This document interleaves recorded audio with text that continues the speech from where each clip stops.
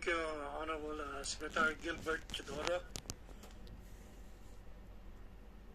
As part of a long-standing and respected tradition of the House of Representatives to accord preferential treatment to the minority members of the House and followed by the majority members in alternating manner. The Chair now recognizes from the minority Honorable Roel Daniel Manuel. Raul Manuel, I'm sorry. Thank you, Mr. Chair. Good morning po sa committee at sa mga officials ng Department of National Defense. Mr. Chair, I'll proceed straight sa mga tanong. Nabanggit po na bahagi ng nais gawin ng DND ay pagsalag sa disinformation from foreign actors.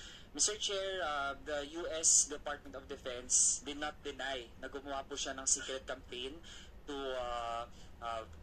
cast or spread disinformation about vaccines ng panahon ng pandemya at of course meron itong malalang epekto sa perception ng mga Pilipino regarding vaccines. So ngayon na hindi naman ito dinenay ng US Department of Defense, ano po ang concrete actions ng DND para protektahan yung mamamayan natin given this admission by the US? Your Honor, I think the query of the gentleman has been answered by the DOH in a Senate hearing. I was there.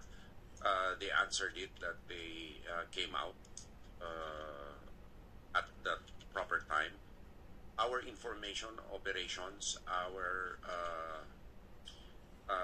limited to at this time is information on the West Philippine Sea. However, in case of any disinformation by any actor that will come into our attention in the future, we will act accordingly.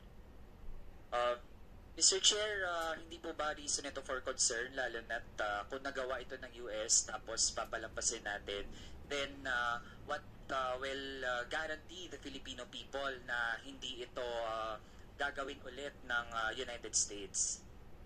Your Honor, we cannot guarantee an action of another sovereign state, but we just have to rely on the integrity of our own personnel in order to guard best interests of the state.